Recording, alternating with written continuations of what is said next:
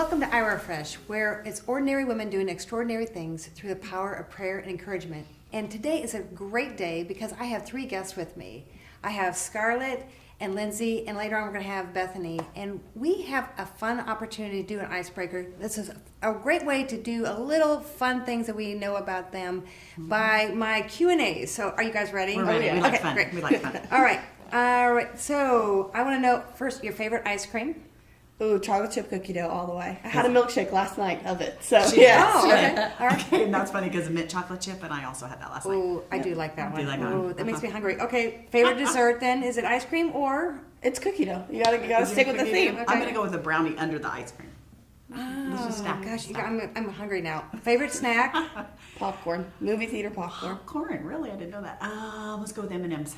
Not a peanut. Just Not M&Ms, peanut. Not the peanut. Okay. No. Do you ever put the popcorn and the M&Ms together though? My grandma used to do that growing up. So it's a good memory. Yeah. That was fun. Okay. And how about favorite drink? Dr. Pepper. I'm going with coffee, tons of creamer, even some sugar, maybe a little whipped cream. I'm liking this. Mm-hmm. Okay, so now we're going to just pause and go somewhere else and enjoy our snacks and coffee. Oh, yes. I love it. Actually, I think it's fun to have you guys here today because I am excited to welcome you and the book that they just came out with Joy Will Come. And this is really about you, Lindsay. Yeah. Can you just give us like maybe a highlight of what this is about? Yeah, it's just my testimony as I grew up in a very Christian family, and then I walked through a high school pregnancy, which was very unexpected and not a part of the plan. And the book just kind of explains how do you exchange your shame for joy, and how do you get redemption by going back to the cross when the unexpected happens. Wow. Yeah. That's a lot. It's, yes. That's a powerhouse. And yet, in each one of those things, each one of you had what you both all processing. Because obviously, it's your life. Right. And the perfect world became a little bit distracted in the perfect world. And I have to think, too, Scarlet, with them being a mom, and I know we've talked before about being the mom and lining up everything and being perfect. Right, trying to keep all the ducks in a row. How do you handle that? I know. As far as It being was- a perfect, like the perfectionism is like strong in us. Strong, right. So I have 3 daughters. So I remember praying for a women's ministry, and the Lord's like, you have a women's ministry, go change those diapers. So my life was these girls. I mean, it was all about, my husband's wonderful, great marriage, and we had those ducks in a row. I mean, the bows in the hair and just a certain way. And so when she came home, totally unexpected.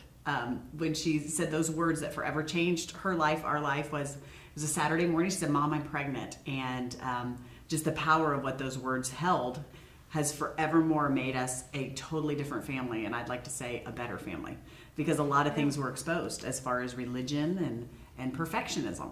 It's probably one of the big things. But that's the thing is, even though the events that were going on with you, Lindsay, is like knowing you had to tell your parents at some point. Yes. What would be like? What was going on in your mind, knowing your perfect family that you're going to have to like? How did you go through a process of practicing like before the mirror or something? Right. What were you thinking? So I give a very detailed description in the book, but just a brief summary was I just kept thinking over and over, I'm going to run over my whole family with a car. Like, I just kept feeling like this is the people I love the most. I'm going to get in a car and I'm going to run over every single one of them and destroy them. And about 3 days after I found out, I told my family, because we have a very tight-knit family. So I knew I needed help. That was the first thing, is I knew I needed help. And I remember the night before just savoring the conversation with my mom and sitting in her bathroom when she was getting ready to leave and knowing it'll never be the same. Things will never be the same. And I just knew that it was going to be a day of destruction coming up. And so it was very daunting. There was no practicing of what I would say. There was just a lot of tears at night and a lot of sweating and anxiety and nightmares. And Well, let me ask you then too with that. The anxiety you had then, but when you were in a relationship, obviously, with the gentleman, and you talk about it in the book, and it's, I like your honesty. I mean, it's so, I think every young person needs to see the authenticity that you have, that you, and the ability you had to like just to share like this is what my world was before. This is what my expectations. You had dreams. Yeah. You had goals. Yeah. Being a senior, like everything in your world, all of a sudden, like I would love to hear even before all that, you were in a friendship relationship your senior year. Did you give any thought to the possibility in that friendship? Like, what was going on in your mind? Like, is this the guy you're going to marry? We're going to get married. We're going to go to college. What was going on even before the event? Right. I mean, I think that relationship was somebody who I had dated off and on for over 5 years. So it wasn't a fling by any means. But I definitely knew that I wasn't going to marry this person. I knew that they were going to a different college out of state. I knew where I was going to college. It was more of this is a high school relationship, a high school relationship where a lot of adult decisions were made. So so leading up to it, I mean, that would never happen to me. You're never the one who gets pregnant. I mean, that's the girls who are going to parties. I never drank. I never did drugs. I went on missions trip. I was student body president. Why would I get pregnant? Wow. So it was very much this can't happen to me because, I mean, I have 90% of my life I'm living for the Lord. It's just this big secret that I was carrying, and that was that I was sleeping with my boyfriend. How is that, I mean, both of you, I'd love to hear your insight of thinking of, because I know, Scarlet, you know, you've raised your children in the church. Right. You've spoken the word over them. You have a women's ministry, or you have a ministry, right? Yeah, to men and women. But yes, like, what is it you were processing? Like just some highlights of what you were doing and the feelings you had, right? And as we walked through it, and that's one thing great about the book is it's my perspective, her perspective, and then Bethany's too. And so just walking through what it exposed in my heart was it's not a formula. That our children are not formulas. That if we do it just the right way, then things will turn out exactly how we saw it. But that our kids have free will and they are unconditionally loved by God just like we are. And so how to walk that through and what is any of my identity as a mother in how my children react, knowing that I also am a human and don't get it right every time. But somehow I think when we become mamas, it's like, well, I can just do it just like this. And so I would say at the end of this story and who we are as a family is better than where we started. Because I think there was some religion exposed in me, rules, and here's how we do it. And I'll just say, maybe selfishly, my dreams felt like this wasn't the plan. When I saw my kid, their senior year and at graduation, my daughter was the one that was pregnant. You know, just all that stuff that we as moms sometimes can attach to our identity. And so I feel like I've come out of it being able to help other mothers to, you know, just encourage them and just know that no matter what happens with our kids, with our marriages, that God's a redeemer. I mean, the story, we have come out with this fabulous, wonderful end of the story that we don't want to give away. But it's just... You know, that's one of the things that I was thinking about. I even highlighted some things that I saw that you spoke with, even Scarlet, about the power words. I just want to highlight when it was Lindsay and you were getting ready to prepare to share with your parents and your family, the power words that we say, they have a lot behind it. You know, and you gave reference about how Gideon, when Gideon was spoken to by the angel, it said that the Lord is with you, mighty warrior. So that's a great power word. Right. Like, we like to be warriors. We like to be triumphant, right? But then I think of Lindsay, when you're like, well, I have some things to say, and it's three, I am pregnant. Yeah, like 3 words. And that, you know, that's with life though. You know, is how is it that, you know, you got over the initial hurdle, but like I was curious, how was your sisters? How did they respond to you? So at the time, my youngest sister was 14. 8th grade, yes. Yes. So that watching her reaction was equally as hard as my parents, because it was this feeling of, I looked up to you, I respected you. This is, you know, what about my life? You know, she still had to go to school, and what do you do when you have, you know, the sister who got pregnant, and just to watch her face of her perfect family crashing and knowing that I was the cause of it, that one was, I Big deal. guess I just didn't think ahead of time on, I knew it would affect my parents, but I just didn't see the full ripple of what it would really be. And then my older sister was already at college, and I'll never forget when she walked in the door, she saw everyone's, sternness in their faces. And I remember her saying to my dad, "What, am I in trouble?" And my dad's like, "No, Lindsay has something to tell you." And I said those 3 words again, and she literally fell on the floor and started sobbing. So there was shock. it was shock Yes. because it was so unexpected, and it just was out of character. So Well, and I think your little sister put it, the quote was, "But we're the Pepin girls." I remember So reading there's that, some yes. identity that all of us were putting stock in, but we're the Right. But wait a minute, we're all human. We're all making decisions and choices. And so I think that's another thing. Our identity cannot be in anything but in Jesus. right. I think that is so key because when you said, I remember reading that the Pepin girls, well, the Pepins, and you have a very large family.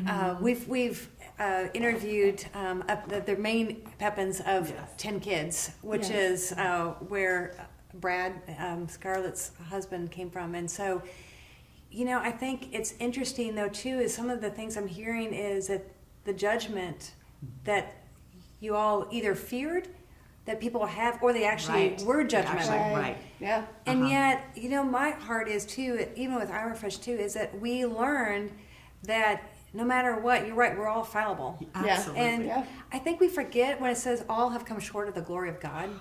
We don't know that in real practice. Right. That God is a God of love and mercy and grace. And then when we set ourselves up almost as God, like, I can be perfect. He does say, be holy as I am holy. Right. But now maybe it has a new flavor. Yes. Like it's not what we used to think it was. Yes. Right.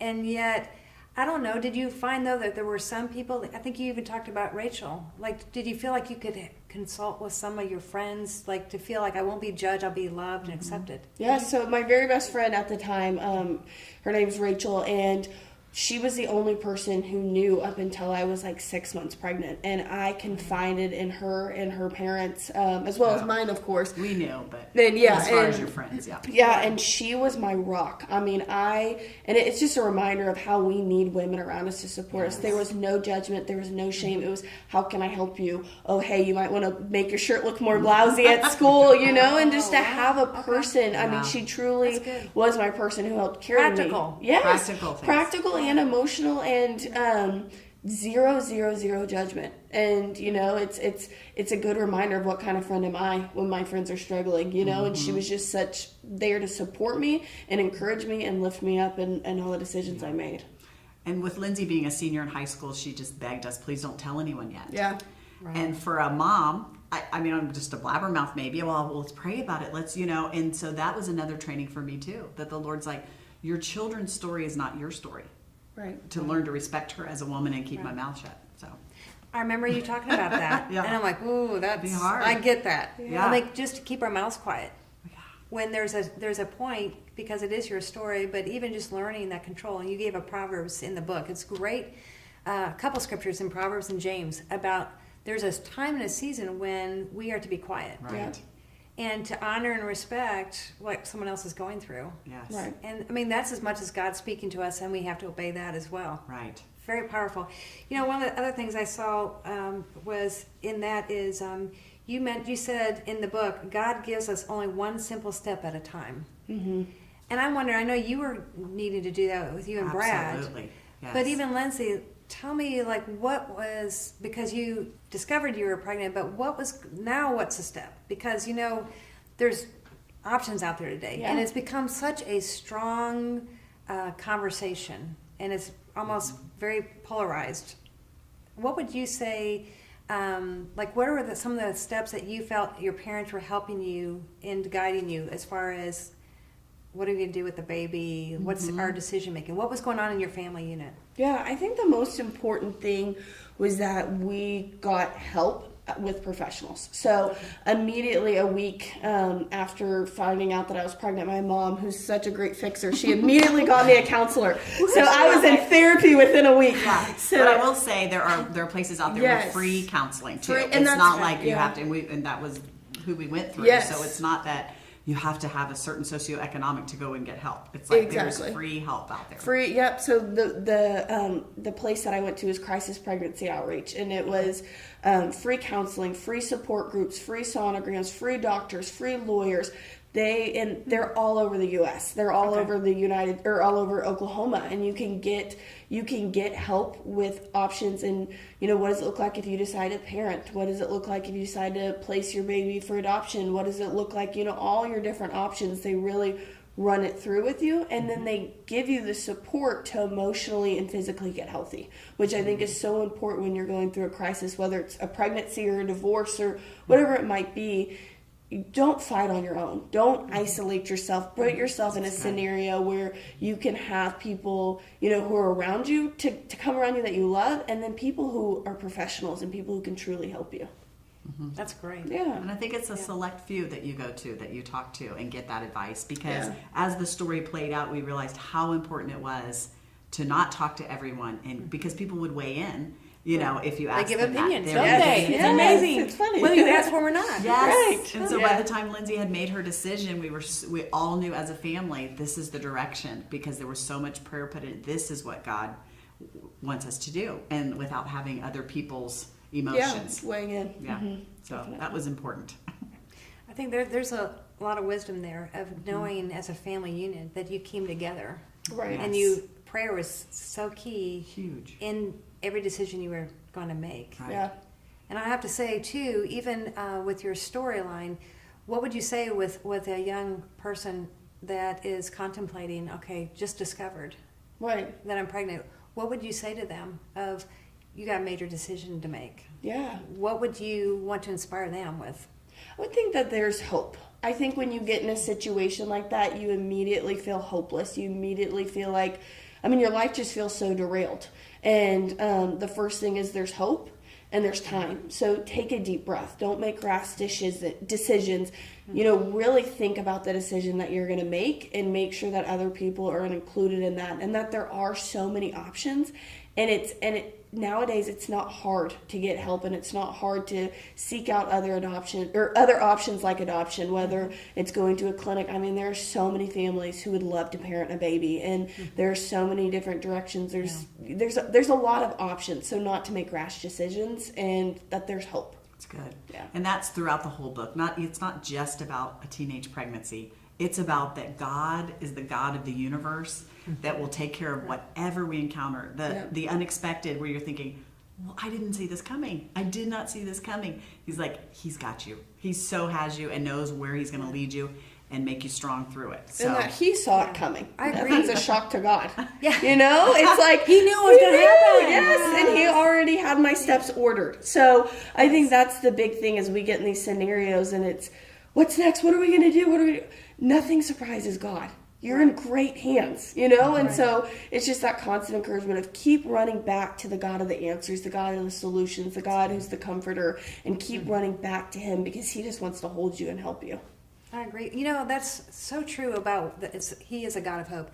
The one thing that's great about the book that's intertwined with each person as they share the story, each one's chapter, even when your father opens up the book. Yeah. I love to hear his heart. Right. And he felt like his responsibility in things that happen. And even Scarlet, you talked about that same thing of where did I go and what happened? Where was my part in it? yes, and maybe that's part of being a parent, or maybe something in a marriage where you're thinking, what did I do wrong? Right. Some reason we go right into it was all about us, and I must have said something wrong, or I did something wrong. So that was my first reaction, shock, and then it's my fault. What did I do? And so the Lord just walked us through this step by step. And same thing with my husband's point of view was, I'm the protector. It was on my watch, and so just walking But through you that. do, and each one of you, the thing that's great about the storyline is each one of you in the book give the walkthrough and the journey. And like you said, it's not just about an unplanned pregnancy. Right. It was about when something happens, when we have major things happen in our life, struggles, unforeseen things, sometimes out of our own control. What do we do?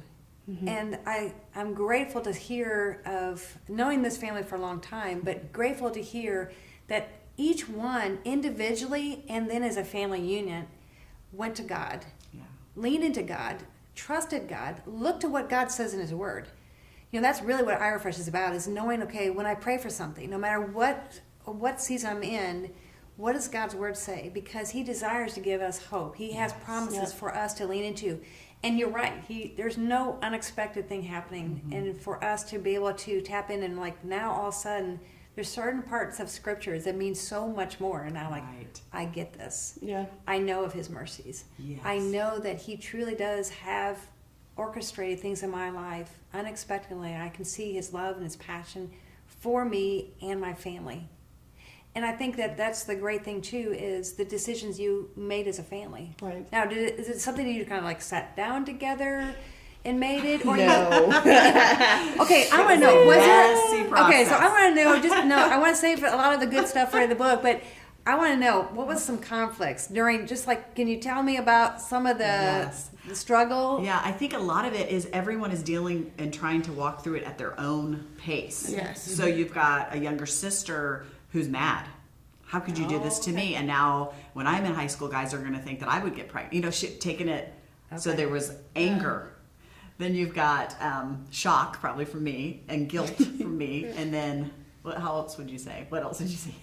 I think like the biggest thing, and I think this is for, you know, anybody who has older children, is that fine line of, was I an adult or was I not? Should I make this decision, or do my parents need to swoop in and rescue me? What are the, you know, and that, I think that was a lot of our back and forth was, you know, me going back and forth in those roles of I'm a kid, I'm an adult, I'm a kid, I'm an adult. And I think, I think what it really came down to at the end of the day was it had to be my decision so that there would never be resentment towards my parents. That is so. Yes. That is so. That is so good. I'm like, because it truly is you were transitioning. Yes, Right. absolutely. But internally, where you're like, I want them to rescue me, or we you're go like, back and forth. I Yeah, I feel like think it went our back roles and would forth. keep going back and forth. I think when you're going through a trauma, there's just so many waves of emotions where there was days where it was complete denial, weeks where it was complete denial, and then there's other times where it's like, okay,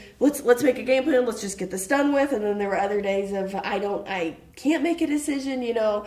It was, I mean, it was months of just back and forth emotionally. So while she was doing denial, I was doing fix it. Okay, what is she thinking? What does she do? You know, what's going to happen? Do you have the graduation party? Do you know? So if she's saying denial, but I'm home like no denial. Yes, reality. So you've got all these family members dealing with it differently. right. And then What you have a somebody would dynamic. just shut down, you know. Okay. Brad sometimes would come home and just, I don't want to talk about it. You know, Yeah. but it's like, well, we have to, you know, so it's just everyone healing you're at just the wanting same to time. talk. Oh, talk. Let's get this all worked out. Let's, you know. 'cause External process. Yes. And then Lindsay's like, hello, but it's me. Exactly. Right. Exactly. Yes. Yeah. So no, it definitely was a process. But you know, how bold of you. Like, okay, I want to know who instigated the book. Because it's your story. Jesus, Yes, God. No, I mean, I feel like, I can, people still ask me to say, oh, are you so proud that you wrote a book? And I'm like, I guess I just did what God asked me to do. And I just try to keep walking in steps of obedience. I felt like God, from pretty much the day after my daughter was born, I felt like God told me to write this book. And I still was in maternity pants trying to lose weight when I started, and it was she's crying, I'm supposed to write this book, and I said, yeah. I am too, because it was from the mom's point of view. Yes, and it was the book process was very hard because it's you're pouring your soul and you're reopening up wounds and you're airing your dirty laundry, and you're even just, you know, should I write this about how I really felt about my parents at the time, now that we've reconciled and have a great relationship? What does that look like? And just I think our story in the book and then our story writing the book is just consistently trusting that we heard from God and we know what he had said and we are acting in obedience. So one of my husband's quotes I love is he's like, during the writing of the book, he's like, oh, I don't know why I got to get all our dirty laundry out there. And then he pauses and he says, you know, I bet David didn't want the Bathsheba part in there, but it sure has helped me. So it's like walking through the thing of, God, did you really say? Because I'll tell you, this book is very vulnerable. We don't hold back on how it all played out. Right. So, And you know, that's what's key though too, because you became the adult and made the decision. Right. That brought in another family member. Yep. Now tell me how that transpired. Yes. So through a lot of prayer and a lot of counseling, at about probably 6-7 months pregnant, I decided to place my daughter for adoption. And at the same time that decision pretty much came out, we also decided to tell our extended family. And that is when my aunt and uncle, Jeff and Bethany, entered the story at this point. So, yeah. So I think we should welcome Bethany. Yes, because she definitely. has a part Bethany. in the great story of how joy Absolutely. will come. All right, so Lindsay, when you made that decision, and you said about 6 months pregnant, Yeah. how did it happen? You just started sharing with the whole family, or Scarlet? Maybe you were part of, like, hey, I get to join. Yes. I let my parents still over the news. I had told enough people I was pregnant. So we're back to the parent-child thing. Yes. Mom and Dad, can you go tell? Can you go tell? 'Cause, I mean, what do you say, Easter? Like, hey, I know we're all here for Easter lunch. I'm pregnant. Like, how do you Yeah. announce that? So, my dad actually told all of his brothers when they were having a game night. And then Jeff told Bethany. Yeah. So, It was a Saturday morning. I was nursing a 9-month-old who never slept and screamed and cried her whole 9 months of life. And it was 6:30 on a Saturday morning, and I got up to nurse her. And in walks Jeff. He got home really late, so I knew something was not right. He lays on the floor next to me, and I just remember he just said, "Lindsay's pregnant." And I couldn't process Lindsay who? Like, Lindsay, no, not that Lindsay. And so it was just, and then he said, "She's having a girl." And something in me there was a switch that just flipped, because I'm holding this 9-month baby girl, and he's talking about this girl, and it was somehow I was trying to process all of these things at one time. Yeah. Wow, what an overwhelming experience, especially sleep deprived. Yes. Yes. Everybody thought That's we were not a really good crazy. time to receive that kind of message. Right. No, and that's when he usually gives it to us, though. When we, Yes, when he's asking us, "Will Absolutely. you really obey?" Yeah. And so it took us an hour of sitting there nursing a baby, talking on the floor on 6:30 on a Saturday morning. And I, as a little kid, always wanted to adopt.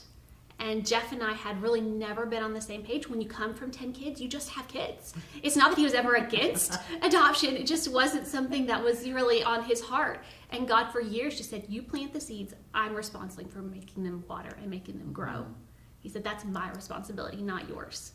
And so within an hour, we went, in my mind, we went from a family of 3 to a family of 4. Even though our responsibility wasn't adopting Kinley, it was offering to adopt Kinley, because we had no control beyond that point.